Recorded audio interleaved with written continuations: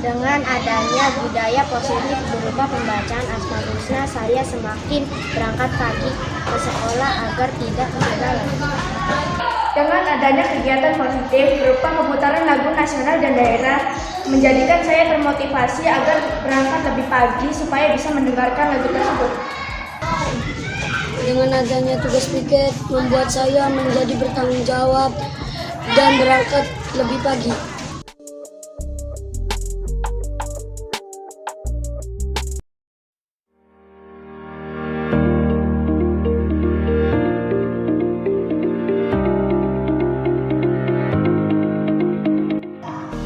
Bismillahirrahmanirrahim. Assalamualaikum warahmatullahi wabarakatuh. Waalaikumsalam warahmatullahi wabarakatuh. Dan terima kasih untuk guru SD Negeri Kaliansari yang memberikan waktunya dan memberikan kesempatan untuk saya dalam mendesiminasikan modul dari guru penggerak, yaitu modul 1 tentang penerapan budaya positif di sekolah.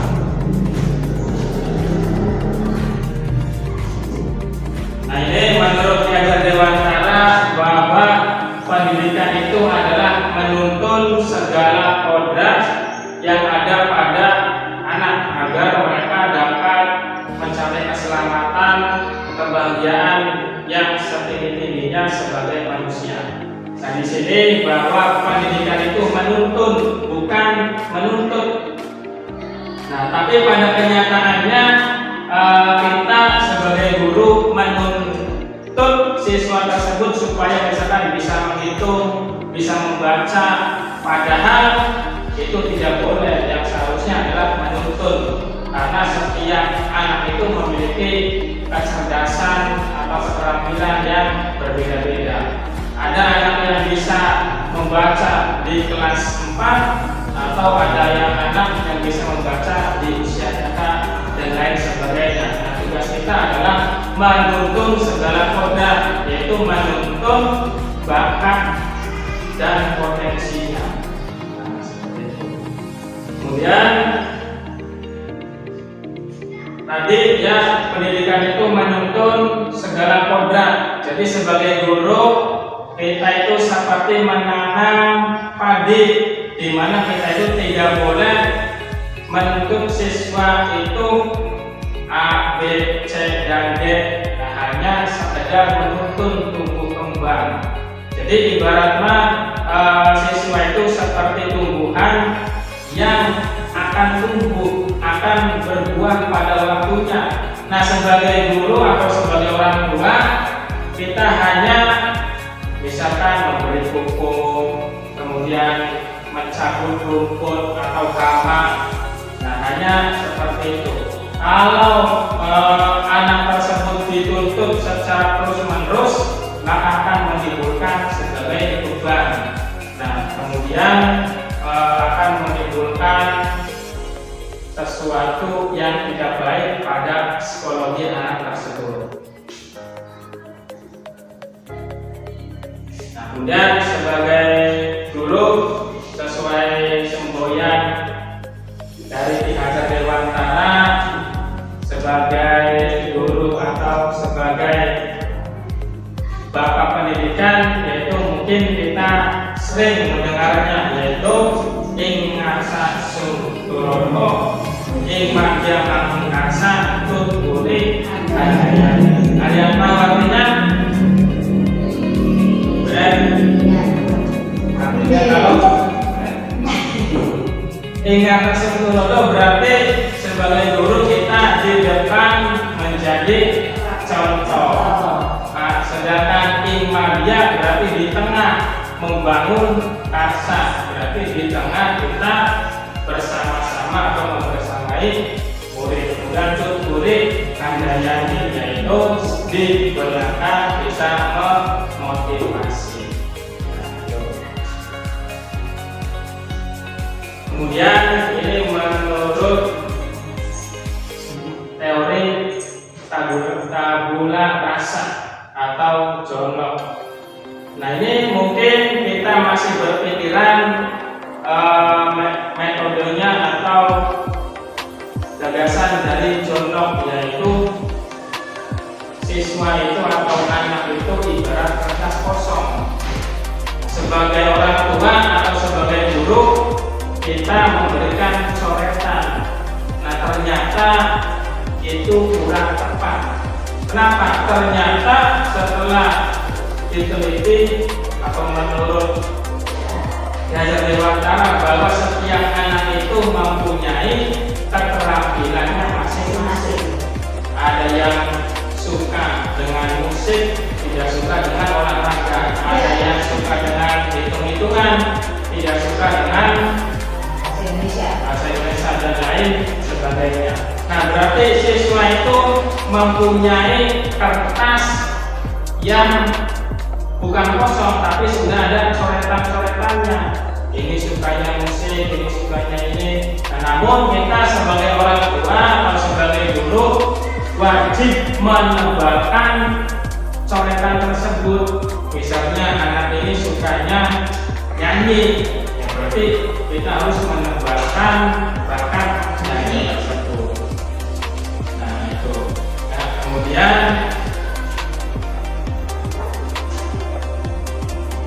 selain itu ya, untuk menumbuhkan potensi kita harus sesuai dengan potensi anak dan lingkungan.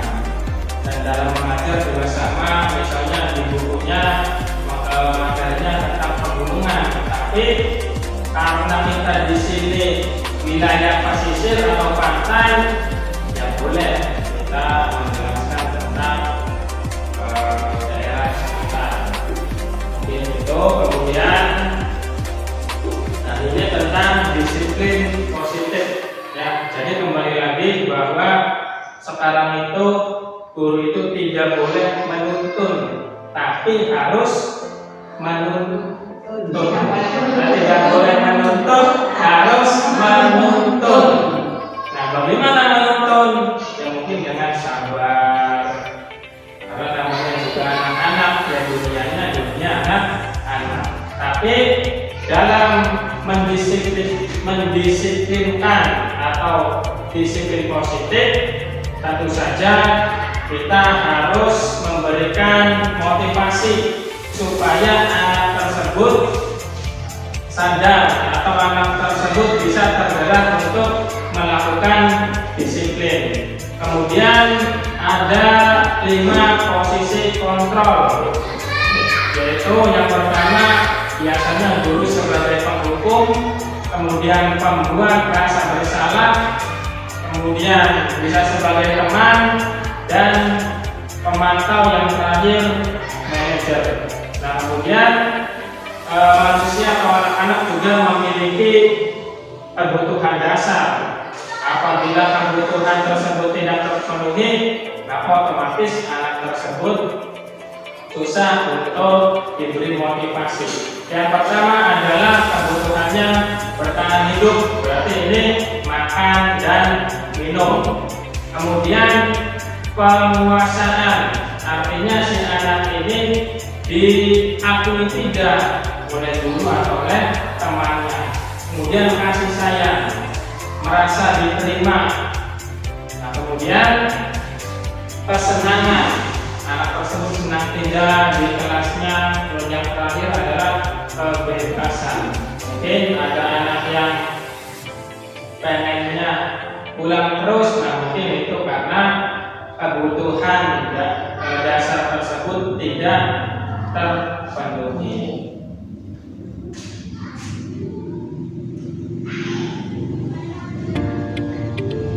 Nah, ini sangat menarik mengenai dihukum oleh penghargaan. Kalau zaman dulu, zaman kita, ada yang namanya ranking 1, ranking 2, ranking 3. Ternyata pemberian penghargaan itu sama dengan hukuman. Saya akui bahwa ternyata akibat dari adanya rankingan itu sampai sekarang pun anak-anak itu sangat susah dalam bekerja sama. Pengennya gimana ketika mengerjakan latihan atau kerja kelompok masing-masing. Kenapa? Karena menganggap sekolah itu perlombaan, kompetisi. Nah, karena apa? Karena kalau nilainya bagus, berarti saya akan mendapatkan ranking 1. Nah, kalau ranking 1 nanti diberi hadiah, nanti dipuji oleh orang tua dan lingkungan sekitarnya. Nah, ternyata itu salah. Nah, mungkin kita juga akan memberikan formulasi bagaimana menghilangkan perankingan tersebut. Nah, kemudian saya juga sama program lama, ya ketika sekolah ya itu sama, pengennya mengerjakan sendiri, tidak mau memberitahukan kepada orang lain atau teman yang lain. Nanti kalau teman yang lainnya benar, nah nanti kita akan merasa tersaingi. Nah, sekarang sekolah itu seharusnya sebagai latihan atau bahan pembelajaran, yaitu melatih kerjasama, bukan individu lagi, karena zamannya sudah berbeda.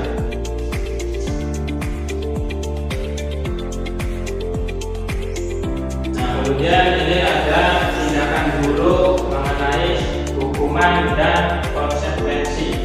Yang pertama mungkin ada, kalau zaman dulu, kalau zaman saya masih sekolah, kalau tidak mengerjakan PR, nah ini disuruh mencatat 100 kali dalam buku. Misalkan mencatat saya tidak akan terlambat lagi karena terlambat ke sekolah.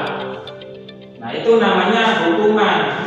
Nah, kalau konsekuensi berarti contohnya adalah menggantikan kertas tugas teman yang telah dicoret-coret.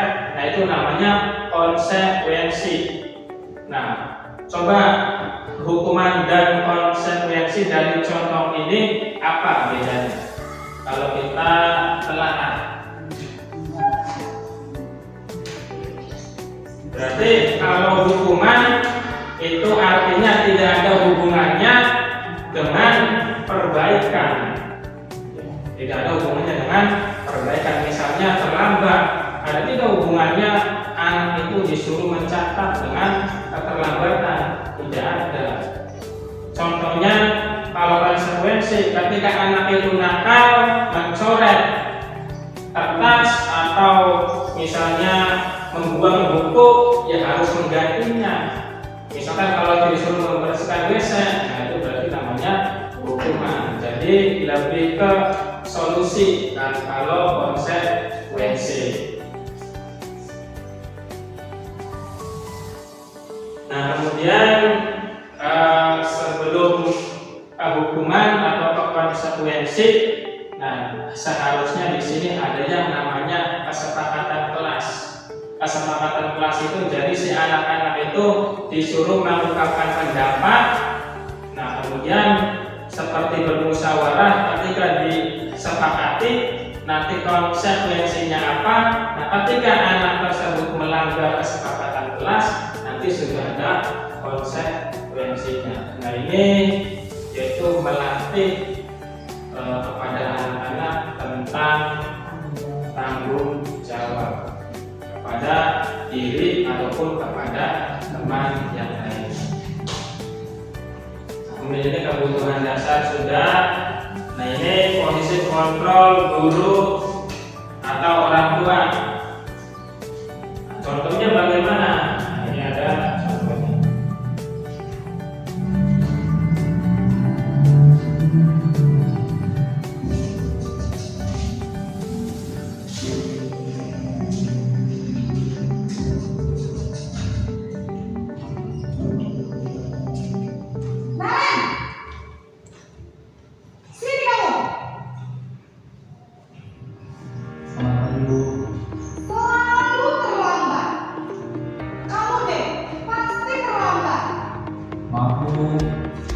Saya Apa coba?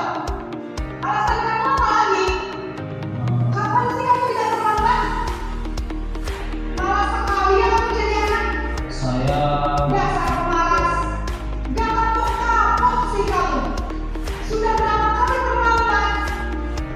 Sana, kamu keliling lapangan basket 2 kali. kenapa saya harus beli lapangan basket, Bu? Kenapa? Kamu tolak ibu. Berani-beraninya jawab. Sudah terlambat, masih berani jawab pula. Sekarang, keliling lapangan basket 5 kali sekalian. Biar kapok. Cepat. Pergi sana ke lapangan basket. Posisi menghukum biasanya berbicara dengan nada tinggi, menghardik, menunjuk-nunjuk, menyakiti, dan menunjuk. Hukuman bisa berupa fisik maupun psikis. Ibu dan bapak guru hebat. Dampak yang terjadi pada murid ketika guru berada pada posisi penghukum adalah murid cenderung akan memberontak, bahkan menyimpan dendam.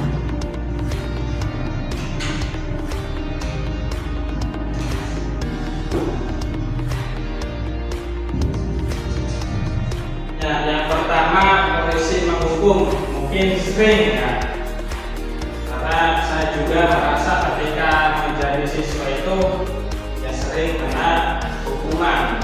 Nah ternyata efek dari posisi menghukum itu menimbulkan siswa itu dendam kepada murid. Misalnya ketika saya dicubit atau ditempelan ya sampai sekarang pun pasti membekas dalam ingatan.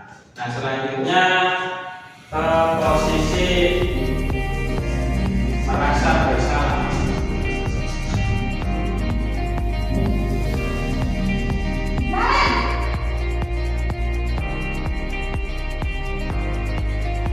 Apa itu? Naren. Kamu kenapa terlambat lagi, nak?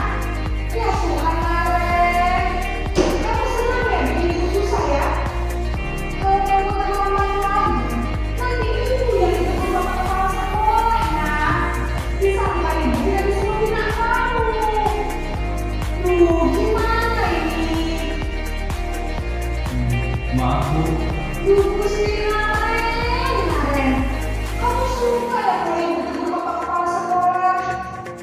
Terus, sekarang ibu harus tulis apa yang ibu absen? Ini kamu sudah sering terlambat loh. Ibu harus apa coba? Maaf, Bu.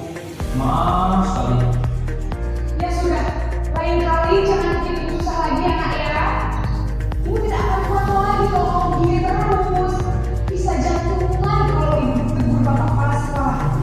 Sekarang cepat, kelas. Maaf ya, Bu. Maaf sekali.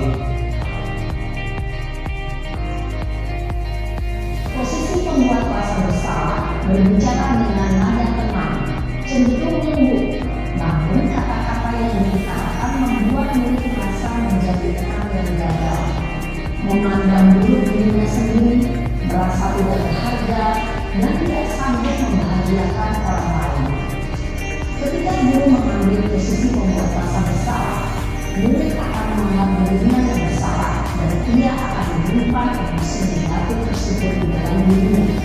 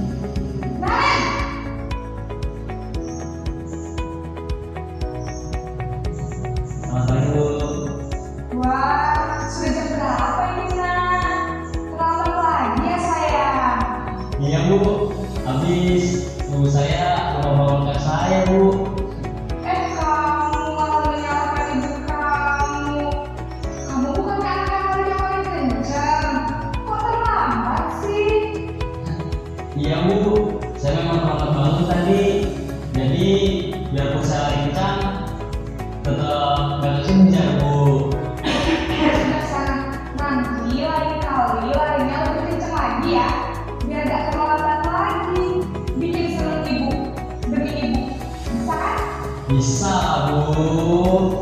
Ya sudah, sekarang masuk kelas. Ibu beresin urusan absen kamu. Kamu ini ada-ada saja. Dalam posisi teman, guru berbicara dengan nada suara ramah, akrab, cenderung bersenda gurau untuk menjaga suasana tetap santai. Murid akan merasa senang, aman, dan akrab dengan guru. Identitas yang tercipta adalah identitas sukses atau berhasil. Namun, perlu diingat, karena ini masih dorongan eksternal, maka ada faktor ketergantungan dari murid kepada orang tertentu. Di sini guru aksennya, sehingga di lain waktu murid bisa berperilaku baik, namun hanya kepada orang-orang tertentu saja.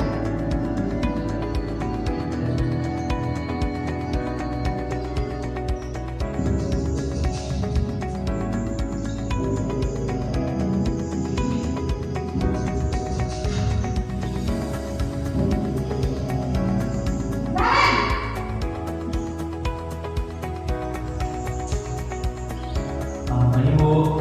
Naren, apa peraturan sekolah kita tentang jam berapa kita harus masuk sekolah? Nak? Kita harus di sekolah jam 7, Bu. Iya betul, sekarang sudah jam 7.20. Kalian sudah tahu konsekuensinya jika terlambat hadir. Paham, Bu? Saya harus tinggal kelas pas jam istirahat selama 20 menit. Iya benar, konsekuensinya demikian. Jadi nanti jam 9.30 pas istirahat, kamu harus tinggal di kelas, kerjakan tugas tambahan untuk ketertinggalan kamu, ya? Baik, Bu. Posisi pemantau mengandalkan penghitungan atau data untuk mengontrol murid. Guru mengarahkan murid berdasarkan peraturan dan konsekuensi. Seorang pemantau menunjukkan bahasa tubuh dan ekspresi wajah yang datar dan cenderung formal.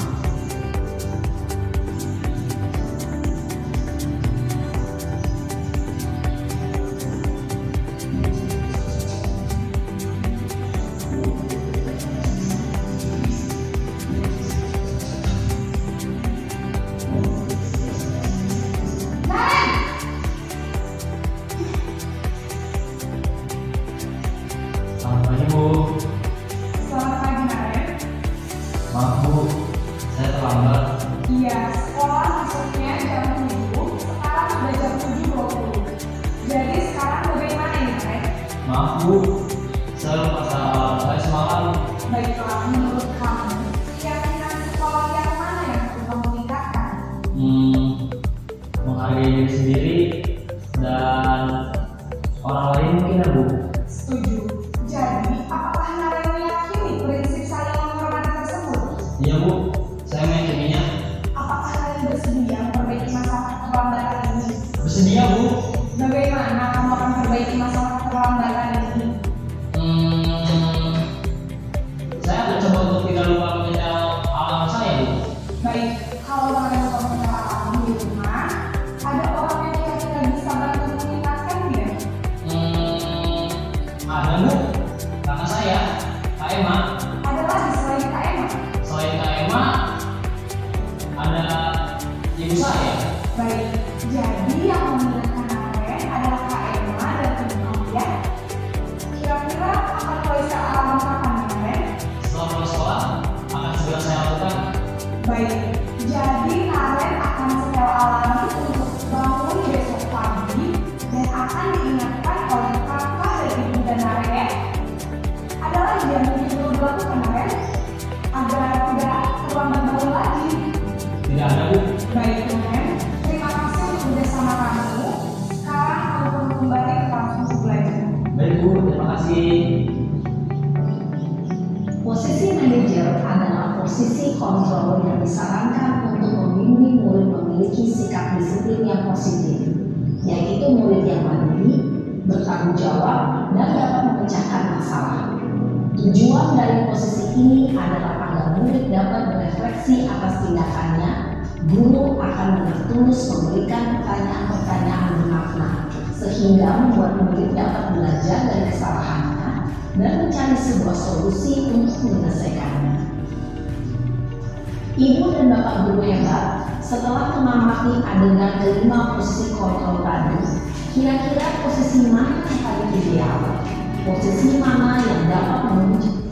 Dari cerita tadi, menurut ibu-ibu guru SD dari Kaliansari ini posisi mana yang paling terbaik? Posisi manajer. Berarti bedanya apa antara posisi manajer dengan penghukum misalnya? Coba bedanya apa? Menyalahkan. Ya, berarti kalau penghukum itu tidak ada kaitannya dengan solusi. Berarti kalau manajer itu si anak itu diajak untuk memecahkan masalah berupa menemukan solusinya.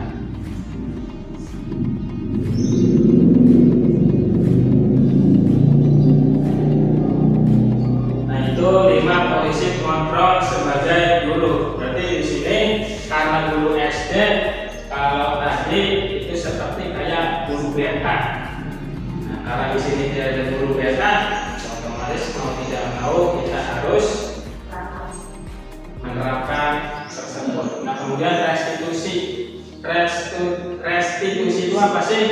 Nah, yaitu proses menciptakan kondisi bagi murid untuk memperbaiki kesalahan mereka sehingga mereka bisa kembali pada kelompok mereka dengan karakter yang lebih kuat. Nah, kalau berarti restitusi itu terdapat pada posisi kontrol sebagai manajer.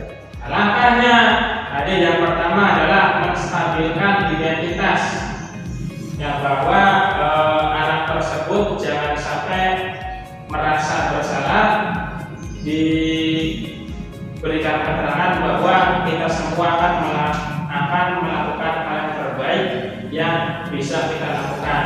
Kemudian validasi tindakan yang salah, berarti bersama-sama atau semua perilaku itu memiliki alasan atau memiliki sebab. Kemudian yang ketiga adalah menanyakan keyakinan bahwa kita semua memiliki motivasi yang ada di dalam diri kita. Contohnya bagaimana tindakan restitusi tersebut. Nah, ini adalah ada pada video.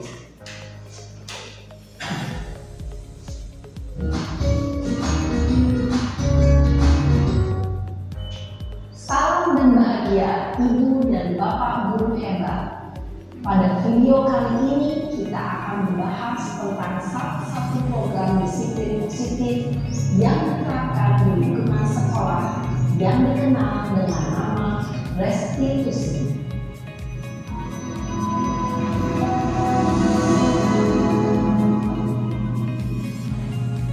Restitusi dikembangkan oleh pakar pendidikan dari dosen, berlandaskan pada teori kontrol Dr. William Gleason.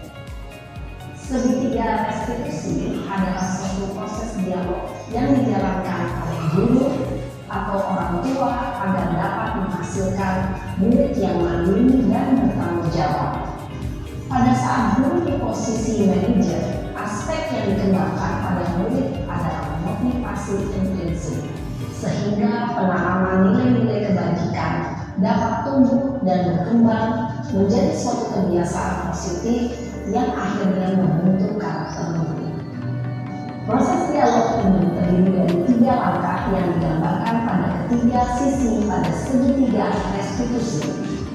Sisi pertama adalah menstabilkan identitas dan menanyakan keyakinan, menggunakan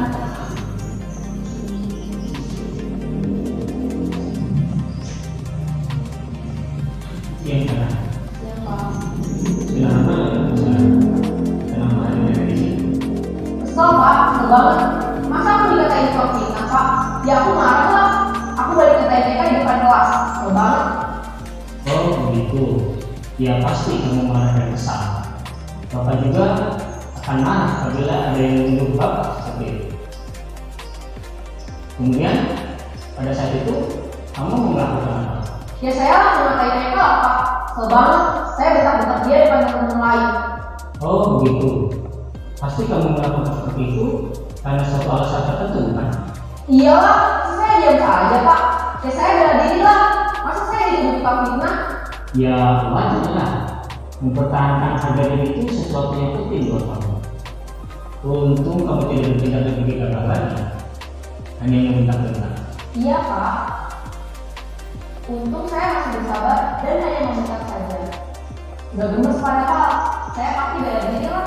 Ya pasti ya, tapi kamu memilih untuk tetap bertahan dan sabar.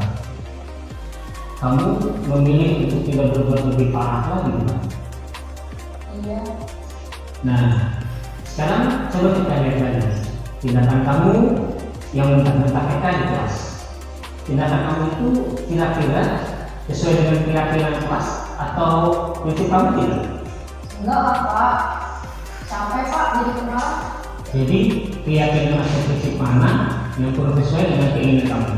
Ya, saya sebenarnya sangat menghargai orang lain. Mungkin saat itu saya menjadi emosi, jadi tidak menunjukkan sikap itu. Kamu meyakini tidak? Menghargai orang lain itu penting buat kamu. Yakin lah Pak? Iya, setuju. Kita harus saling menghargai. Namun, ada juga keyakinan yang kita sepakati yang perlu kita jalankan apabila kita sedang marah, kan? Ya saya bisa lebih proaktif, mulai dengan diri sendiri. Saya bisa jadi lebih bersabar, mengambil lebih jeda untuk berpikir mau apa selanjutnya. Kira-kira kamu bersedia memperbaiki masalah ini tidak? Sedia Pak? Kalau kamu memperbaiki masalah ini, kamu akan menjadi orang seperti apa? Saya akan menjadi orang yang bertanggung jawab kali ya Pak. Dan senantiasa proaktif. Iya, menurut kamu bagaimana rasanya menjadi orang seperti itu? Ya nyaman lah, bangga bisa bersabar dan menahan diri. Baiklah kalau begitu. Yuk kita pikirkan bagaimana memperbaiki masalah ini.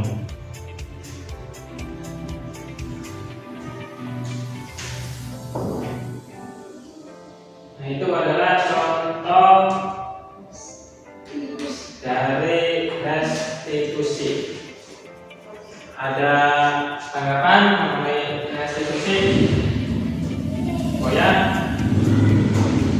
Jadi restitusi itu adalah tindakan ya, di mana kita memposisikan diri kita sebagai manajer anak-anaknya. Ada tiga. Yang pertama menstabilkan identitas, kemudian validasi tindakan yang salah, kemudian menanyakan keyakinan. Nah itu. Dan ini sebenarnya restitusi. Nah mungkin itu saja dari presentasi dari saya. Apabila ada pertanyaan, silakan. Ada pertanyaan? Bukun. Itu saja. Wabillahi taufiq wal hidayah. Wassalamualaikum warahmatullahi wabarakatuh.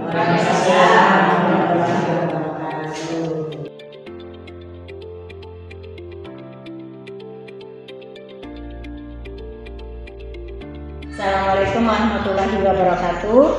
Dengan adanya diseminasi modul 1 guru penggerak, saya memahami bahwa anak itu bukan sebagai kertas kosong, melainkan memiliki goresan yang samar, sehingga kita sebagai guru menuntunnya dengan menebalkan goresan tersebut dengan menerapkan kegiatan budaya positif di sekolah.